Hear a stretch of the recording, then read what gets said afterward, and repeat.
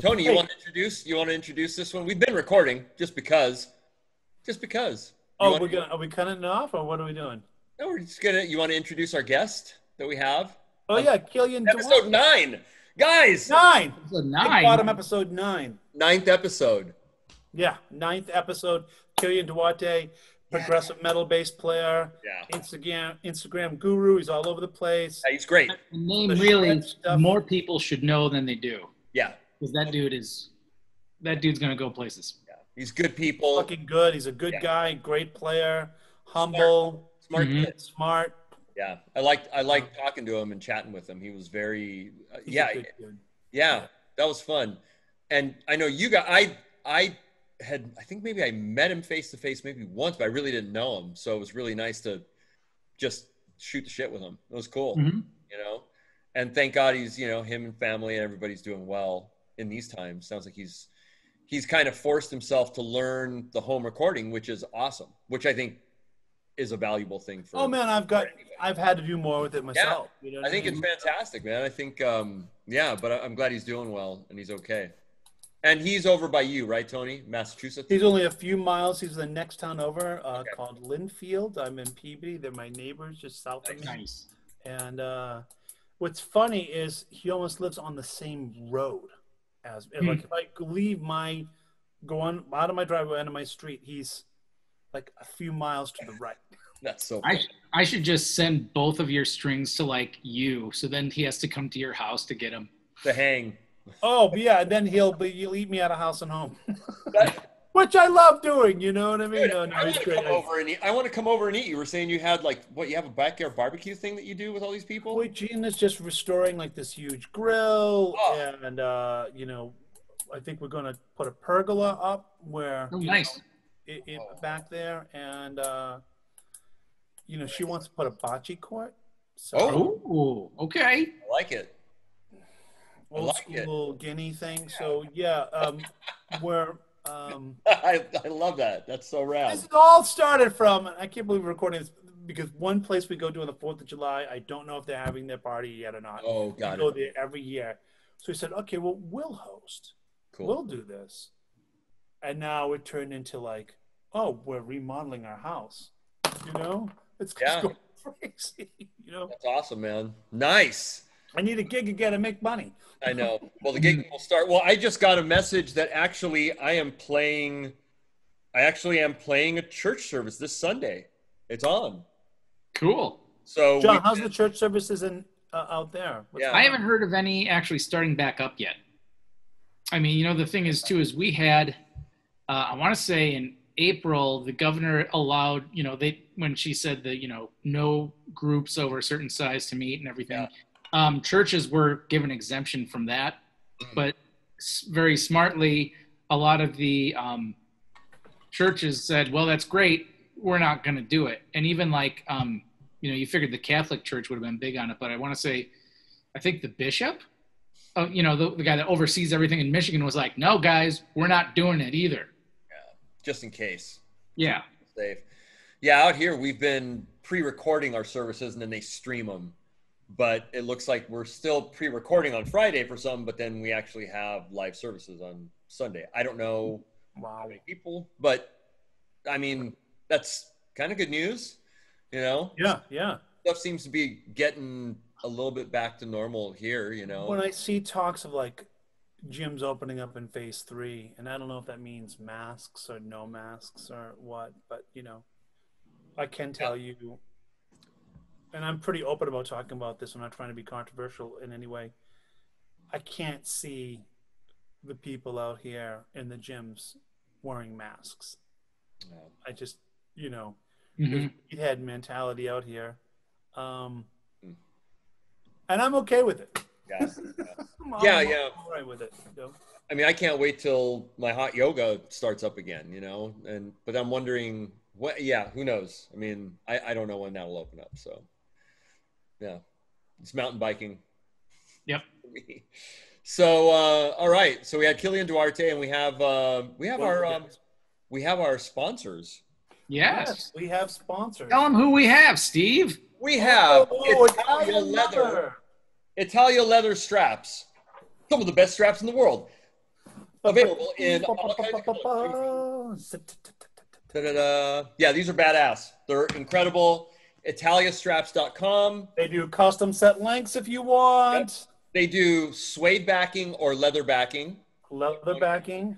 And mine's adjustable. His is custom length. 4-inch and 2.5-inch.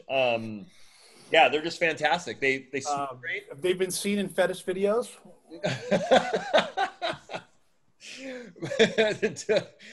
They will love that. They will love that. That's awesome. I'm leaving it in. I don't care.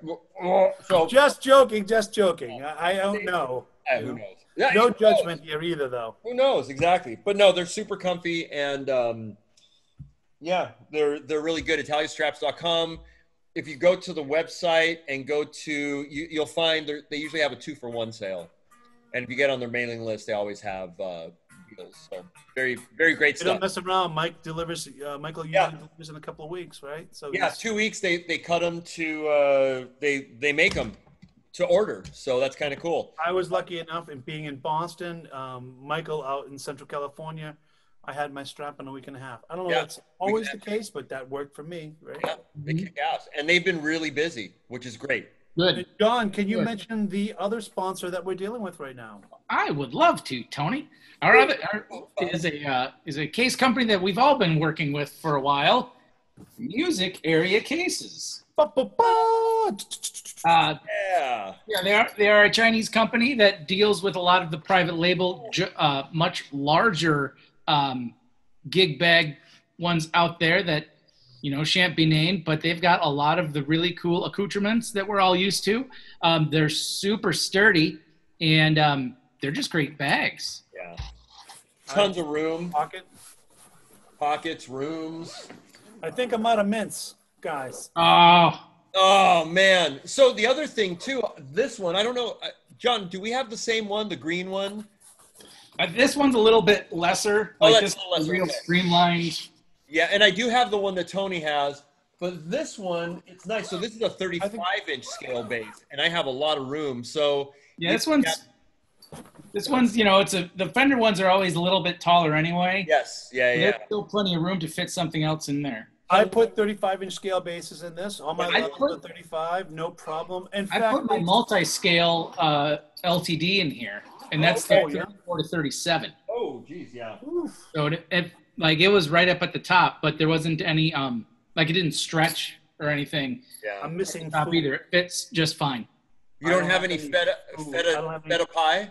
My buddy Frank Fakinos told us what that was called. Remember? I forget what it was. I'm not even going. But he knew. But he knew exactly what it was. Shout out Frank Fakinos. So they have a new website, musicarea.com, and you can order right from there. Check them out. Yeah, they're great. So we like those people. So how about you guys? How are you guys doing? Weekend? Any plans for the weekend? Bike ride. Nice. Me too. Going to work on the house, nice. check the waves, and play some new electronic drums that I've got here. So nice. Did they get there? Yeah, I've got them. They're not set up yet, but they're. I have them here, and they have the spots all assigned, and we're ready to go forward. And just trying to get the Digbot Terry guys here, and I can't wait to do that. Cool. Sweet. Well, that was a great interview with Kilian Duarte. Everybody, please enjoy. And Prague Guru. Prague Guru. Mm-hmm. I can't speak right now. Maybe I can't do a lot of things right now. I need some food. Because it's like 3:30 here, my time. So, all right, kids. Steve Arajo, John Moody. And Tony Paleo. John Moody, and we're the Big Bottom. Big Bottom. Episode 9, folks. Episode 9. Episode 9. Enjoy Kilian Duarte on video, audio, whatever platform you're listening, watching. Enjoy it. And we love all y'all out there. And we're still going to hold because we're going to talk shit. But I'm going to stop the recording. So till next time, bye. All right, boys, we're recording. Let's see. Okay. Let's see that, Tony. Whoa. Now what? It's a cheapie. Okay. It's a project that I had. This bass was originally for my daughter. Okay.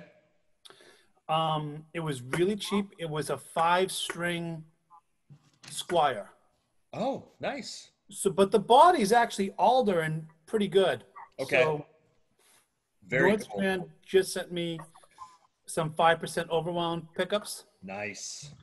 and I had hanging around a hip shot bridge, Okay. right? Yeah. So I've been working on it, and I'm going That's to throw it all awesome. together. I love those kind of DIY projects. Sometimes they're so much fun. Yeah. That's cool. Yeah, it's I just Oh. strip the paint. You We're know gonna- what I mean? We're You admitting know. John. Yeah, that's cool, man. John. Yo. John Moody. I know that guy. Hey, what's up, man? Not much. Just got back. Nice. So we're recording. There's Kilian. Sorry, my, I know see that that. guy. I just ate, and I ate I love Serrano chilies because they're spicier. Yeah, they're spicier most of the time, and I just ate one, and my mouth is still burning up. We're Nice. very serious, Kilian. Very serious on Yes. this project. No, no, Very, no. very, very serious. I've been getting really into Indian culinary kind of. Hell yeah. All right. Yum yum. Because I turned Lindsay, my girlfriend, onto tikka masala, and Oh. it's really authentic. So when I did a tour in England, so unfortunately I've never had the privilege of going to actually India, Yeah. but England obviously because of the high Indian population in there, Well, get some really authentic there was Indian food. one. There's one Indian dish that actually originated in England. I forget what it is. Yeah, yeah. There's one that is actually. It's actually an Indian dish, but it originated in England. So yeah, It there's became a tradition with my best friend, who's a professional sound engineer up here in the North Shore, Nice. to always get lunch at an authentic Indian family-owned restaurant. So I am all about that nice, authentic flavor plus heat thing. yeah, yeah. It But it's is- got to taste good. It can't just be. It can't just be burn the crap out of me till I can't taste. I Oh need, no, no, It's gonna no! have flavor. yeah, Flavor Mhm. heat without flavor is just it's nonsense. I think that like if you balance the two, like there are some people that make really good oh, spicy food, and there are people Yes. that make really good spicy rubs and things Yeah. like that, where it's just flavor all around. Excuse And me, folks. oh, Yeah, go- okay. It blacked out. Don't worry. Don't worry. Don't worry. It's just me. But I discovered, so on hot sauces, I discovered a brand new Sriracha Tabasco. It's made by Sriracha, but it has Tabasco. It's, Is it good? Because I don't like Tabasco sauce by itself, but I think with sriracha it might. dude, it is so, I just bought another bottle because I just finished it. I literally just discovered it like last week. Ooh. It has that, because the Sriracha has that nice like garlicky flavor Oh, I love it for I'm a big fan of it for breakfast food. for everything, on eggs, Mhm. everything, yeah. And the Egg. Tabasco, yeah, and the Tabasco has the vinegar side, so mix those two, it's jamming. Anyway, Okay. I'm Yeah. Kilian, have you been to Passage of Bangkok in Salem? I have not, but I love Thai food. It's actually an Indian restaurant, which Oh, is okay. kind of funny with that name. And it's a Scottish guy that owns it with the Indian wife. It's so much I know it's kind of So much it's- multi- doesn't it? the guy's quite the character. The food is killer. Is it? That's Killer. awesome. Oh my God, it's right outside the historic district. It's fabulous. It's like Gina and I, that's our favorite place. I just ate and I'm hungry again.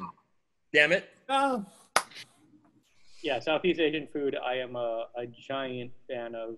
Just so much appreciation for flavor and the right balance of heat. And yeah, I always love whenever I'm in a city with a high Asian population, immigrant population. I'm always like, that's what we're getting. Like I'm on tour.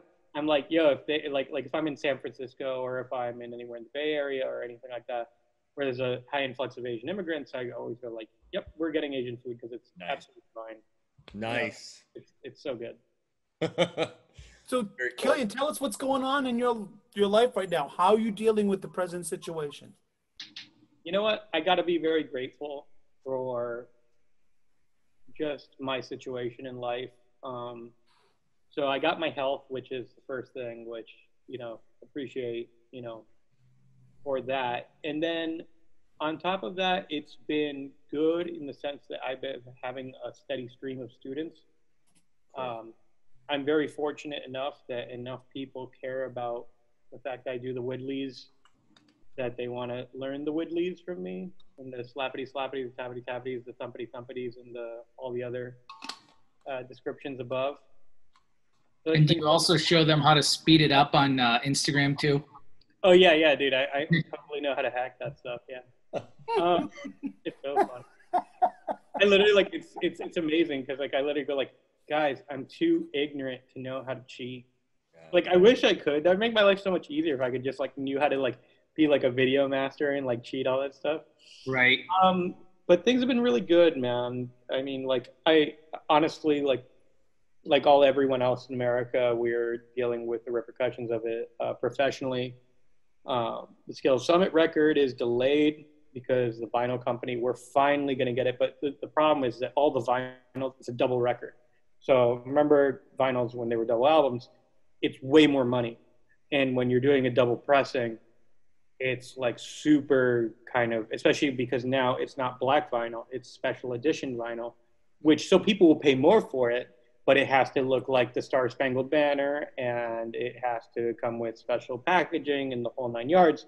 So it's awesome to be making money off of vinyl, which is funny being a younger band. Younger meaning in the sense that when vinyl was huge was the 70s. But we are still waiting on that and a couple of other things. COVID has. Go ahead. Oh, I was going to say, did that one lacquer plant in California, the fire there, affect the record more so than current situations, or is it a combination of both?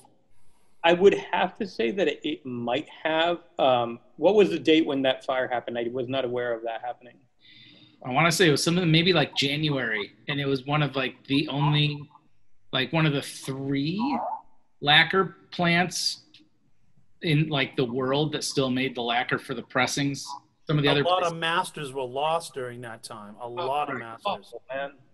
I wouldn't be surprised if it did, because literally the week that COVID became a national headline, I got the email being hey, so your several thousand pressings, limited editions of them, are going to be delayed because of COVID-19. So obviously I understand why a factory would want to, GHS would have to limit the amount of employees there. But just immediately upon that, I think that it could have been that. I don't blame them. Of course, if you have a pandemic and a supply chain issue, we're not mad with them at all, in any capacity. They're making a dream product that has to be we're selling at $50 a pop or whatever it's going to be in the final run. But yeah, I wouldn't be surprised if that didn't have an impact. I'm sure it probably did. Now that I know that was actually a series of events that occurred, so it's just less surprise. The surprise meter goes down. Right. Yeah. And apart from that, the Abiotic record had to be delayed because we can't have contact. So I have learned throughout this pandemic how to self-engineer and self-session. I didn't go into music knowing how to be a sound engineer, but I'm sure a lot of people went in there being well, the sound engineer is a profession, completely autonomous.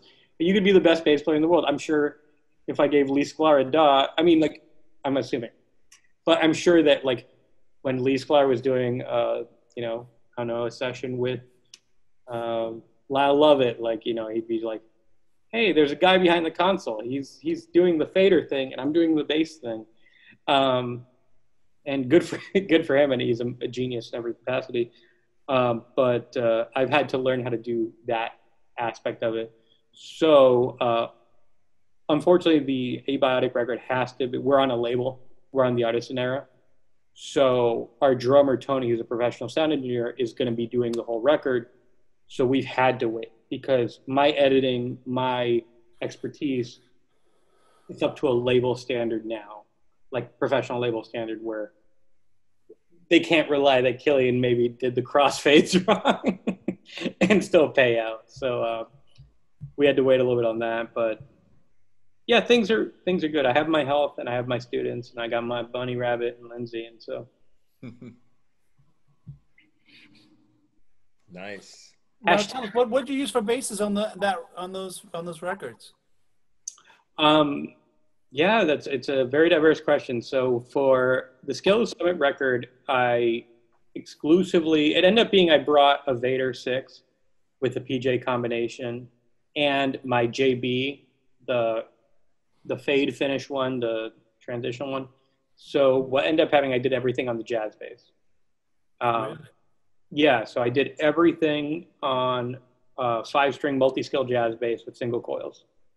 And it worked wonderfully. I mean, again, jazz basses have the reputation they have for a reason. I really am such a big fan of how Mark and Jeff Kiesel have revamped their pickup line. I think since it became Carbon into Kiesel and having Jeff and his father. Uh-oh. No, did Kilian freeze? He froze. He froze. Oh no. Kiesel artist wasn't originally that big of a fan of Carbon electronics, but the Kiesel electronics are fucking fantastic. Really? Yeah, and it was awesome just plugging in there. We went DI for the record. The reason why it's a double record is a thing I can't talk about, but it had to involve a lot of guest artists that I had to kind of work that magical middle ground between technical and supportive and technical, and kind of do that narrow trench between them. That's an art form in and of itself. Yeah, because there's, especially when the music gets more technical, but you have more guest artists and more layers, the trench narrows, and the art is finding out that beautiful middle ground between that, where you are still making things interesting, but you're not overplaying. And then for the Abiotic record, I am using my Vader 6. It's the red one with the radium humbuckers. That's tuned to A standard. And I am actually going to be getting, in the next couple of weeks, hopefully the next 2 weeks, yes, I ordered it in early March, is another Vanquish multi-scale, like Corgi bass. But it's going to be with single coil pickups, and that's going to be set up for the Abiotic record and just be a metal machine for that. And then, yeah, those are the two that have been like the primary movers of the bigger releases. That sounds great. I heard you mention PJ. John, Steve, and I are like, we've been on PJ fanatics lately. Yes. I'm sure the light's not great, but There you go. Yeah. Oh yeah, it seems great. Yeah.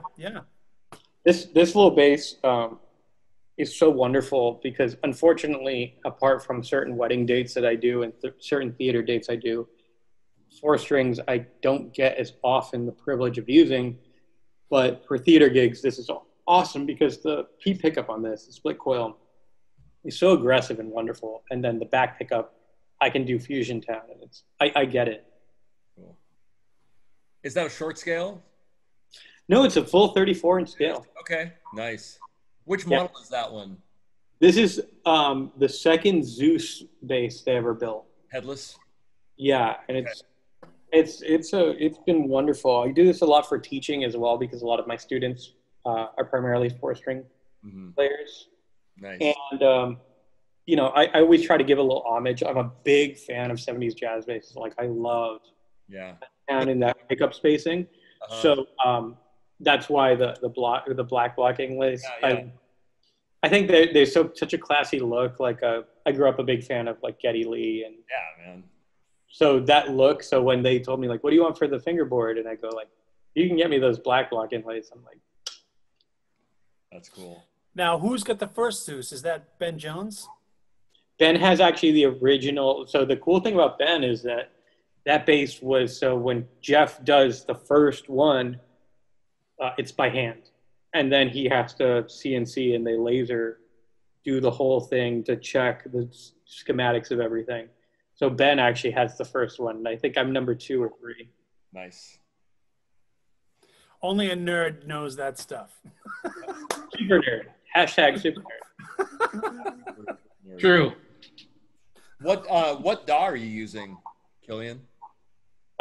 Because I'm a total newbie, but it's also what my friends use, and they're educating me along the way. I'm using Reaper. Nice. Oh, dude, I've got guys in LA that's what they do pro sessions with, is Reaper. They export it. Yeah, they export it as a Pro Tools file if it needs to go, or just the stems. Dude, Reaper is the shit.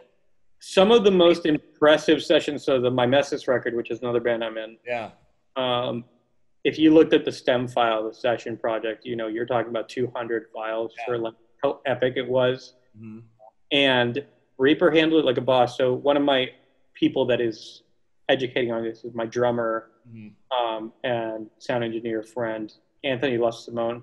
So Anthony is the owner of Zen Beast Media in Leominster, Massachusetts. And he does a bunch of stuff. He just did stuff for Casey Sable. He does a bunch of stuff for Scale Summit. He does, in that prog world, he does all audiovisual. He's in a bunch of bands. He's my drummer in Abiotic.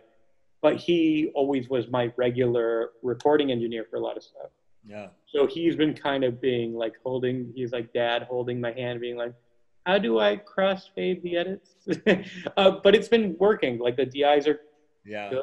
And I sent a bunch of professional stuff in the past week and a half that like had to be up to snuff, where like I couldn't simp it out.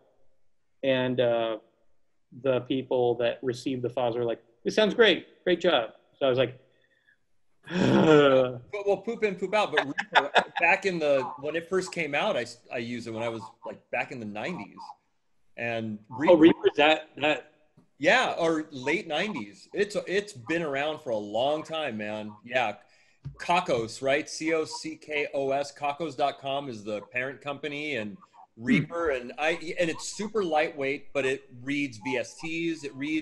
It's the shit. It's an amazing program. I use Logic now, but I have no problem with Reaper, and it's very intuitive because I'm a dumb shit. I can't do fucking Pro Tools. I'm dumb. So. Look, I don't think you're dumb. I've just met so many professional sound engineers. I mean, people who I know are certifiably like genius level intelligent. Yeah. That say that when they use Pro Tools, they want to smash their dick in a car door. So. Yeah, it's very basically it's not as intuitive. It's amazing, it's powerful, but it's just not as intuitive. And that's why Logic and Reaper are like those are the go-tos, man. What I've found is that there's a very close connection between people who use Reaper and Logic. Yeah. Never people who use Logic and Pro Tools. Like Pro Tools, people are trained in a certain way, and the compatibility, because I've met people who are gods on Pro Tools. Oh, yeah. They're on Logic, they're like, what press make good? Those are the people that like Digital Performer also. If you like DP, you like Pro Tools, because the environment is literally like, I don't know. But anyways, that's awesome. That's good to hear, man. Reaper rocks. I love it. Shout out.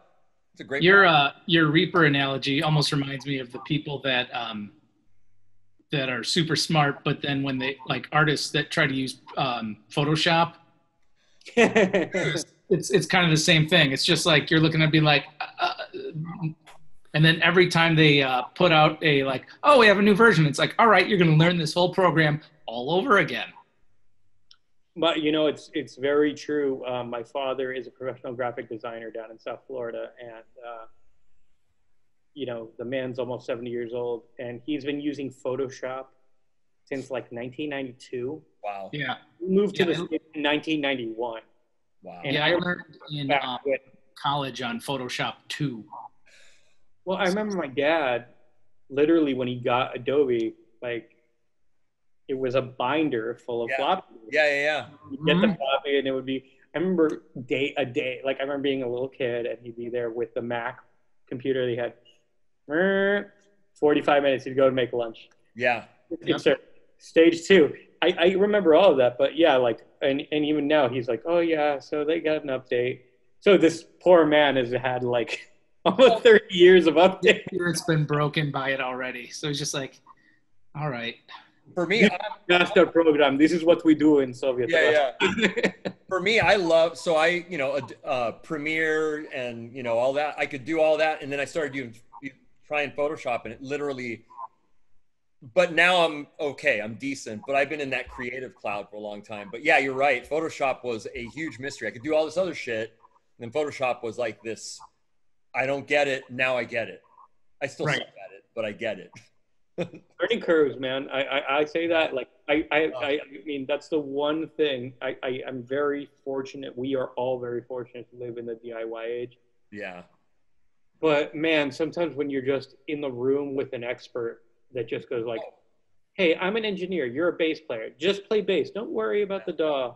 Yeah. It is such a kind of like, oh, thank you. Yeah. Oh, that's so cool, dude. Do you want anything? That's usually my world. I mean, I've gotten my chops up a lot the past you have. couple of months. Diving in Luna a little bit every day, right? Yeah. How's Luna going, by the way? So Luna reminds me of Studio One in some regards, right? Okay. I think there's some similarities to Studio One. So Pro Tools to me was a little, right? I mean, and then there's people like Joe Filoni, who's was one of the first guys on it, version 1, so to speak. And he's so smooth and in it. So. Oh, it's amazing watching a person that's just like, it's like watching a samurai do their sword forms on a saw for like crossfade edits. It's all the shortcuts. You have it all. Yeah. Shortcuts, and you're like, teach me, senpai. Teach me your ways. Yeah. I'm the drunk kid who's hitting himself with nunchucks. You know what I mean? So. In the nuts. Big, giant mood on that one, man. Oh, man. That's so fantastic, yeah. And what DIs do you usually use, Kilian? Honestly, bless up to Douglas Castro, patron saint of Shred. Uh-huh. The Neural DSP, the Parallax one. Okay. I was very fortunate. So Zach Corey, the artist relations guy at Neural DSP, had hit me up personally. Be like, hey, I want you to make some overdrive presets for the Parallax. And at first I'm like, oh, dude, what an honor. This is so cool. And inside my brain, I'm like, I'm not a sound engineer. This is, I need help. Help, I need an adult. But what I did was a compromise, was because I know what sounds good when I record in scenarios. And my engineer friend, Anthony LaSimone, who owns Unbeast Media, is a professional sound engineer. He's reamped 1 million records. He knows everything. So we were able to come up with a line of presets that were the right balance of aggressive and sits in a mix. And it's been so wonderful working with his presets because it's the ones I've used on recordings that I know that professional sound engineers have used with me to sit in mixes that are the right amount of dirt, right amount of treble cut, and whatever. And it's been perfect for that. And it's not because it's my preset, it's because I had a friend that showed and took the time to help engineer it with me. That's been wonderful. So the Neural DSP Parallax has been, for sessions, to be completely honest with you, it's been more metal and prog. Okay. During this COVID thing I had to do, it's launching this weekend, but I did a concert with Angel Vivaldi where it's all pick style stuff, and I used my 5-string and my other 6-string, the one in drop tuning for a bunch of his old songs. Okay. It was the first time on a big professional project I had to do it, and thankfully, thanks to Neural DSP, the plug-in tone was just, I tweaked nothing. And because the pickups on both basses, even though one was a single coil jazz bass and the other one was a double humbucker, they were both the active room. So the circuits are pretty similar. So the gain staging and the gain adjustment wasn't too drastic. So it was just a matter of just like little adjustments that I could handle, and then sending the stems with the dirties and drives, and learning how to edit things, and it was fun. Is that a plugin, or is that your actual DI? How do you like? Oh, I'm sorry. I thought. Oh no, it's okay. No, that's interesting. Did you just create the IR for the DSP? Yeah. So it was bunch of presets that Tony and I created for it. But yeah, neural DSP. So I thought you were asking about plugins. Sorry. No, that's okay. No. But you're using them, and then that's like your main plugin that you use. That's kind of your preset. Yeah, so for DI, like if I'm going like super just like clean bass, ironically, I'm also using another Douglas Castro product, which is this. Oh yeah, cool. That's all dark glass stuff. Yeah. Yeah. So what I do is I'll just plug it into my interface. I just use the overdrive and use it for. The thing that I love about it is that there is a cab sim in here. Now that takes IRs too, right? That's the one that takes impulse responses that you can load in. Yeah, that's badass. It's so badass because like the cab sims everything. It sounds like I've like literally have the box with the cab. Okay. So for someone like me that does not have the resources nor the education to do that, dude, and all that stuff is Dark Glass. That's Dark Glass is the company, correct? Just to give them a shout out on the. Okay, yeah, absolutely. So Neural DSP and Dark Glass are sister companies. Okay. Dark Glass makes hardware, which are these things, and Neural DSP is the software. Oh, okay. Same company, different names, just different. Okay. Yeah. So Douglas Castro is the CEO of both. Yep. Both, and then the overdrive and the sculpting is in both the software and the hardware. Cool. And they're European based? Like Helsinki, Finland. Helsinki, Finland. That's right. Nice. Yeah. Was he at NAMM this last year or no? Yeah. Yes, he was. Okay. He's usually at NAMM. Cool. I mean, I chatted with Douglas a little bit at NAMM. He's kind of over it being hanging around all day and stuff like that. Like he's, the big. Aren't we all? No. I kind of eat it up. I won't lie. You know what I mean? I'll take that energy right here. You want more people coming around? Sure, fine. But it's not exactly his thing. And that, I mean, we're all different. So yeah. He's very much one of those people. I have a lot of friends like that are just kind of like very cerebral, very much into their work. Big crowds make them anxious kind of people. But he's a man, very supportive. Cool. I had gotten a win to that. I was playing Euroblast 2014 in Germany with Felix Martin, one of the artists I used to work with. We're playing the main stage in Cologne, and I had to go. It was when the band was much younger, so all of a sudden, a guy who was in a sister band, like a friend's band, was like, "Oh, dude, like I go like normally I use overdrive, but I don't have my amp. It's all backline, and also." It's a festival in Europe, so it's like boom, boom, boom, set up. It's quick, yeah. We didn't have a bad spot. It was 4 p.m., which isn't like baby time. Like we had a full room, but the problem was it was like, hey, don't, hush, quick. And my friend goes like, dude, plug into this. And it was a B7K, the original ones. Oh, yeah, okay. It's fucking killer. And I'm like, oh, dude, you fucking rock. His name was Wayne. He played in Jerusalem Stahl's musical endeavors. And so in front of this crowd at this festival in Germany, running into the full stack, I was able to hear it for the first time. And I'm like, this is what I always wanted. Nice. And so luckily it was, at a festival, like in like this huge thing. So the first time the set starts, I hear my bass through the monitors and it just sounds beastly as hell. And like that, no low end loss. That was the problem in the early 2000s. A lot of those. Or here's a problem. They had the drive, but then there was such a gain boost that it was unusable if you ever wanted to play clean. So if you had a section that was clean, you were. But if you were actually wanting to have something with good gain staging, it was impossible. And I remember playing that first festival. Luckily, it was a big festival in Germany with that pedal, and I fell in love immediately. That's cool. Nice. Well, you don't lose the low end with Dark Glass, which is nice. Not at fucking all. It fucking rules, man. That's what I like about them. I play gypsy jazz. I tell people this, and I tag them on all my shit because it's the real deal. I play gypsy jazz gigs in restaurants with my NS going into my cab in a Microtubes 900. I just don't use the overdrive, but it's the most transparent amp I've ever used. I actually prefer it. I actually got a call for it was a theater gig where I had to use Arco. Nice. And the dark glass stuff was the most transparent amp I had, and it was perfect for all the Arco stuff. And I get it; they market it for metal guys and that, but what Doug has offered in the microtubes is literally a completely balanced, it's basically a power amp, which for people who like the sound of their basses, who like the preamp, the pickups they've chosen, is perfect because there's a lot of really good amps, but then they color the crap out of your tone and you have to re-equalize afterwards. So I've played most of my jazz gigs, all my Duran Duran tribute gigs out of a dark glass set. I did a demo with the 600, which I liked when it first came out, and the 210 cabinet, and I was impressed. Stuff was good, really good, man. Solid as hell, reliable. I'm a big old fanboy. And by the way, I just wanted to do a little fact check.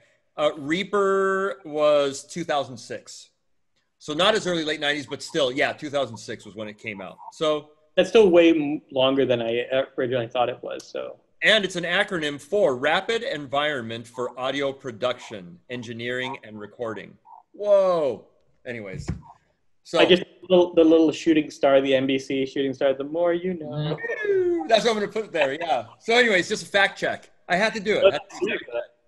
But, yeah. And then string-wise, what do you use? Yeah, man. Thank you to Mr. Moody. Yes. All right. I'm an artist, and I'm very proud of that. I am using the last tail. This one right now are the progressives, the last tail of the original version of them. But I've transitioned mostly for session work to the Super Steels. And yes, it's my go-to. Well, no, I got a big reassurance. I was watching Lee Sklar's YouTube channel. Like, what strings do I use? He was like, oh, yeah, I use Super Steels because they're the shit. And I'm like, yeah, they are the shit. They are the shit. I love them. If bass Merlin sanctifies them, then like I'm just like bass that use. Bass Merlin. Yeah, I think, when did I try them first, John? Like last year sometime, and then I forget. Last spring, summer. And then I just was like, these are rad. And so curious, Kilian, do you prefer the Super Steels over the progressives? To be completely honest with you, I prefer the Super Steels. They're both fantastic strings. I think that the thing that I was talking to John about this is that the way that they make the initial core, even on heavier gauges. So like surprisingly, this is 45 on my G. But even that's what I use. Like I can still shred and go ape shit on it because the core itself is made in a way that is very malleable. So it never feels like a telephone wire in any capacity. So if I'm playing pocket stuff, if I'm playing fancy stuff, I never feel like I'm fighting the string. I've definitely played a lot of brands where sometimes it feels, even if it's a light gauge, I feel it's stiff. Like, and you feel that a lot when you're slapping or if you're playing heavy pick style stuff.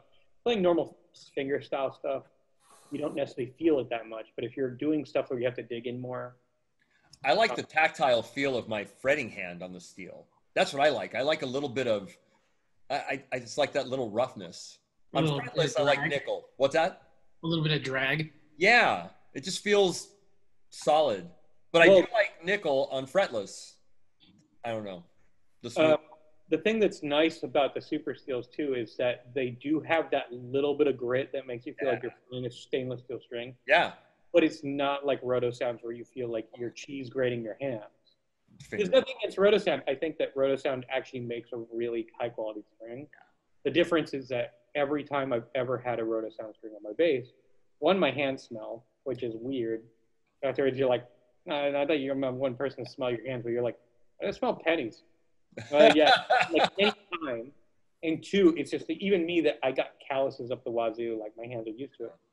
But like even then, like sometimes I'm like, fuck, dude, like the thing is made out of like, it's literally a cheese grater on your fingers. Where the Super Steel still have all that top end. You're not losing any of that nice, clear, bell-like clarity. But it's still got that texture, but you're not also chewing up your fingers. And the core itself, again, it's very slapper friendly. It's very pick style friendly, and Yeah, I love it, and it's not just because John's here. If he wasn't here, I'd still say the same thing. It was just, We'd be talking shit. I mean, you can touch it in my face. I don't know. care. Hey, I have a Guys are nothing to me. Yeah, exactly, right? I have a quick question. Rotos die off kind of quick, I find too. Okay. Like they sound great when you first put them on, but like Roto's been like a week later. I'm like, you know, who ate spaghetti on Steels, I will say this: you know? the Super Steels have a really good shelf life for uncoated strings. Yeah, and it depends on your funk fingers. Yeah, that's true. I'm super jealous. There's a couple artists that I work with that like have the driest hands ever. My strings last, for I mean, literally months, almost a year, and they're still like bright. So fortunate. So Angel Vivaldi has super dry hands. Yeah. He did an album on a pair of strings. Now think about that. A shred guitar album. Oh yeah, and just did the whole thing on a single pair of strings. That's insane.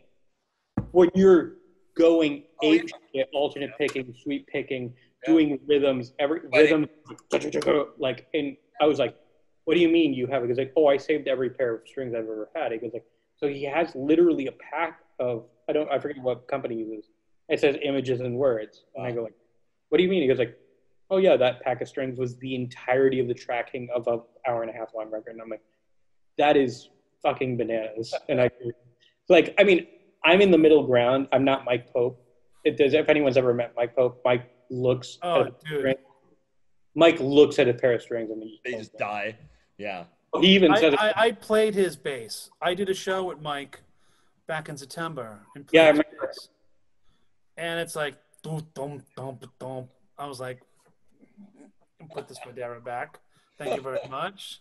Yeah, he's a fantastic player, but even he said like he goes like if new strings are on a bass, my hands will murder them within. He was looking at my lull, and I said, if you really, really want to try it, you can, but only if you really, really want to. And he goes, "Oh, you know what I do?" And I go, "Yes, I do." I have a really close friend that will kill strings, and I don't let him play any of my basses unless I'm getting ready to change them, because he literally will just kill them, and he rusts his bridges too. Oh, weird. Okay. So anything he touches, and the metal and the screws on the pickups, like anything that's metal, will literally rust. My guitar player in Abiotic, Matt Mendez, he's like Matt's had an amazing Matt's wonderful in the sense that he's such a quiet guy, and then he'll go up on stage. Like literally, all he loves doing is just like hanging with his friends, smoking weed, and playing tech death. And like he's on stage, his presence is so good. He's so clean on stage. He has an Ibanez RG that like he had. So I bring this. I was like helping him restring a thing because I'm like, "What the fuck is up with your bridge?" He was like, "Oh, dude, bro, I'm gonna have to swap He eats the bridges because especially when you're playing tech death. Yeah. Tom is there, and he's like, "Oh yeah, dude, I gnarly funk fingers." So I have a question. So the progressives are, what are they? They're nickel, or what are they? Nickel iron. Nickel iron. Okay. All right. Alloy. So I always tell people it's just like an alloy. I just explained it. It's neither. It's like the best. Super special to me, man. Like I want to try some again. So there's a new version coming out, right, John? At some point. Okay. Yeah, I want to try some of those. And so not to hog, but the other phenomenon, Kilian, I don't know, but ever since I started using the Super Steels, they sound better the next day. It's weird. What are you guys laughing at? Are you guys laughing at the progressives? No, Tony and I got a good inside joke going from a couple days ago. Nice. Anyways, so the Super Steels, they sound better and brighter the next day. Even if I'm playing, I change in my gig, and then the next day I play, I'm like, "Oh shit, they sound better." I don't know. No, weird. Could it be your ear is relaxed after a gig? My ear's never relaxed. No, I don't know. It's like going in the recording studio, like I was, last week. I felt relaxed afterwards. Like the next morning, I'm like, "Ooh, I could hear things brighter." It just happens all the time. Anytime I change them, I play them at home. Then I'll play a gig, and then like the next day, I'll have another gig, and I'll play. I'm like, these sound better than they did yesterday. Anyways, I'm just saying it's cool. I don't mind it, but it's magic. Very, very well. Like so on my. It's magic. Yes. Scale purple bass. So when I did the Scale Summit record, I've had those on that bass for like 2 months, and I haven't been slapping the shit out of it. So like, there's basses that unfortunately, COVID, they all become my Instagram basses. Unfortunately, because for real, I have my basses set up for gigs, for the real world, for sessions, things like that. Unfortunately, a lot of them have like. So for Instagram videos, I a lot of times go more ham than you would at a theater gig. You're not playing, you're playing Godspell or whatever. You're not going, you know, like you're not doing that shit.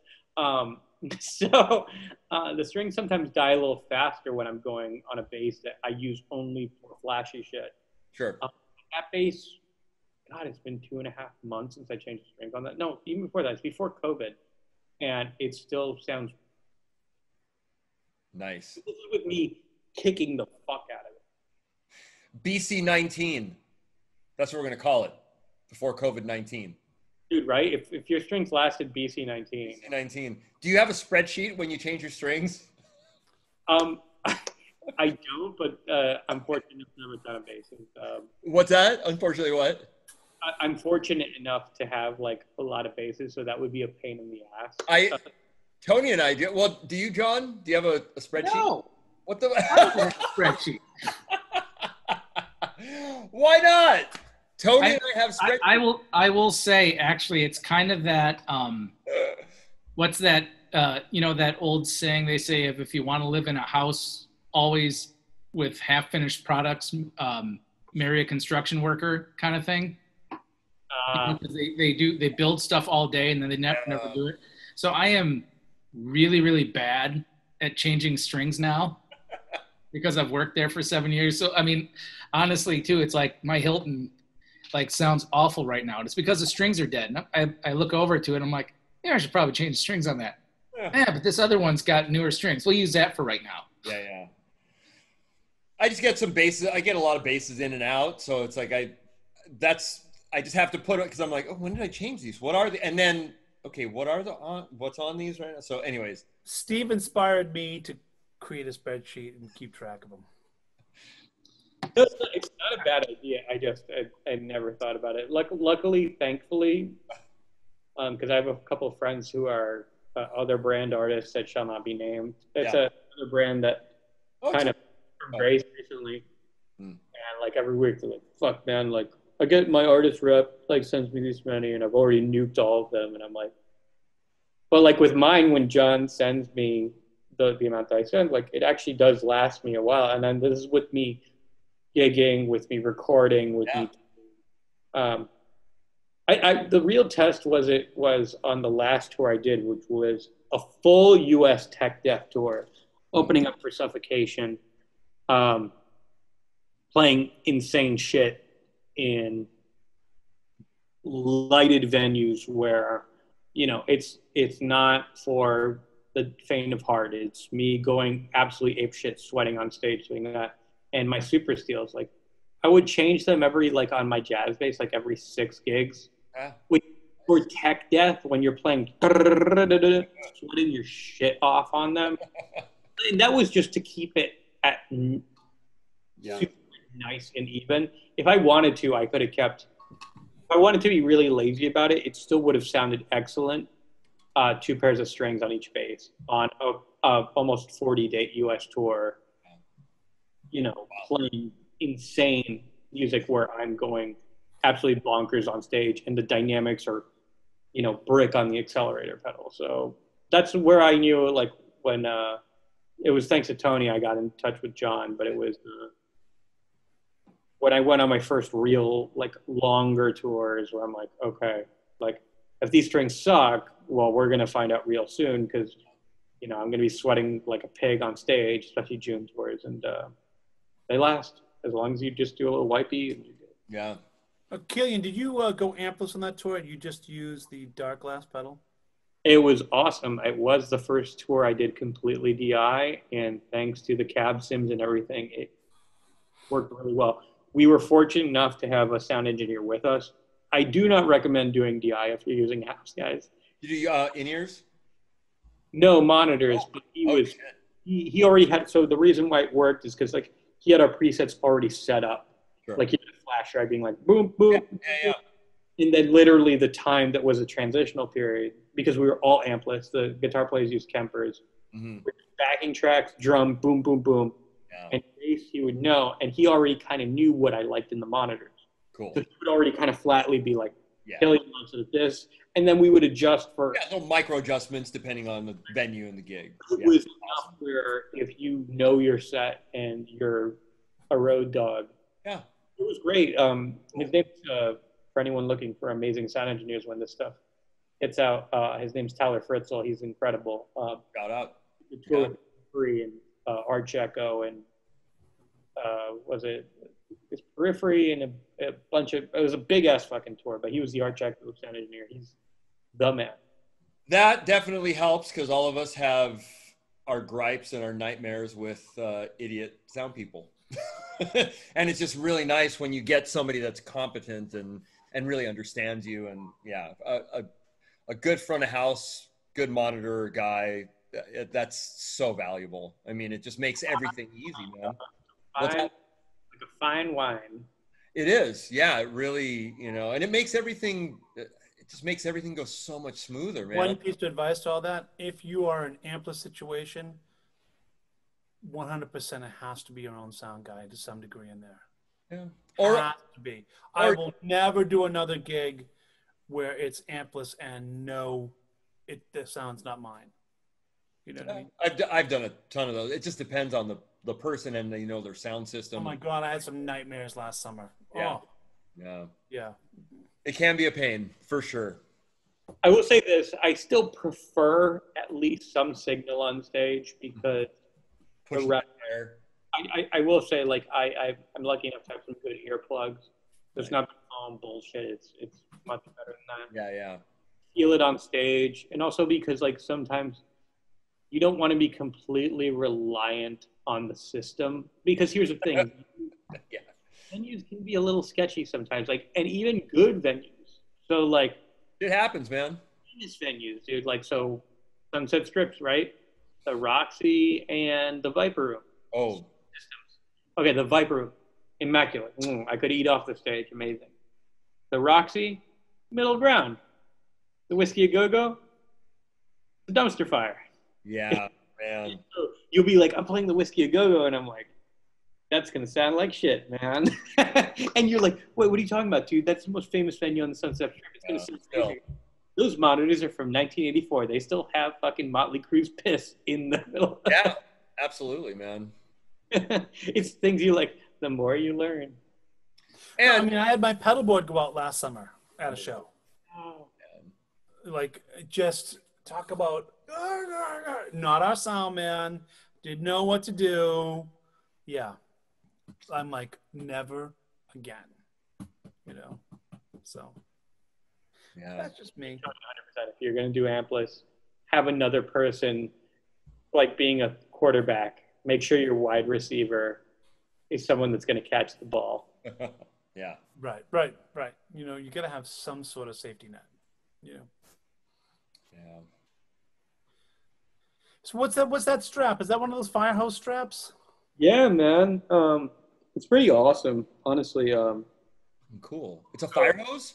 It is literally a fire hose from reacquisition from 1970s San Francisco Fire Department hoses. So that's rad. CEO, his father used to be a former firefighter, and just because there's a surplus of those, and there is because of government regulation, which is for a good reason, there's a certain amount of years where the hoses are allowed to be in commission. Sure, yeah. Afterwards, so like you don't want to be at a fire and being like, oh, it's 20 years old and then it bursts a leak or whatever. But it's still very sturdy. I mean, that's to have whatever insane amount of PSI of water shooting to save people's lives. Yeah. Actually, the fabric and whatever, it's pretty damn good. And it's cool because they're very adjustable. Me being a midget, I'm 5'6", little person, sorry, politically correct. What's the name of the company? We can give them a fire hose strap. Fire hose strap. All right, there you go. So, as someone who can't play a lot of the taller guy straps, which apparently a lot of strap companies assume that you're at least 5'10", I have to use guitar straps specifically for that, Kilian. Oh man, But it's good. It just keeps my form posture and my left. that's cool. It And looks cool too. they're sick. I mean, like they Yeah. feel great. They're wide, which is nice. Yeah. So I'm transitioning for all of my basses to eventually have strap locks. Cool. So most of my touring ones. So this is not one of my touring basses. This is a stay-at-home one because I don't.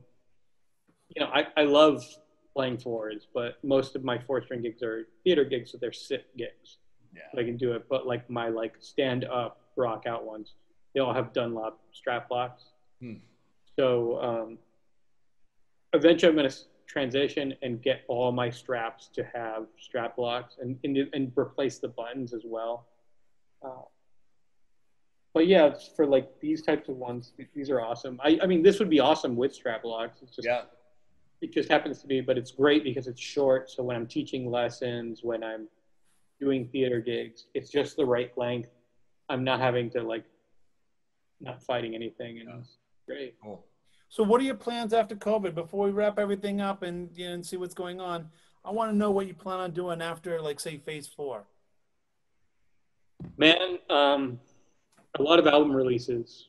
Scale the Summit record has been done since last August due to family losses, some management changes, and COVID, and then the vinyl's being delayed. That's been delayed now since August, and it's been quite hellish just because of the guest artists that are on there. In my opinion, will be the difference of my career being at the level that it is and on a whole other level. So it's kind of like knowing that the way I can describe it in the best way is like, imagine you're a little kid, you know that one of your uncles is going to give you a check for a certain amount of money that will actually help you substantially, pay for college or whatever. Not to say that I'm that confident about the success of the record, but it's a different paradigm shift in the band. And Scale got famous touring with Dream Theater. You know what I mean? So we're not some little dick act. We just played Mexico City with Lepros, headliner, in March of last year. So for us to take this much time off is the longest time in the band's career. And especially with this big paradigm shift in the guest artists and what we're going to be doing in the shift of direction. It's been this emotional torture of having this amazing present in your lap that you cannot open. It's like a Christmas gift. So when that comes out the Abiotic release, which on its own genre, even though Abiotic is, they're still very substantial. There are Metal Blade Records and all this stuff.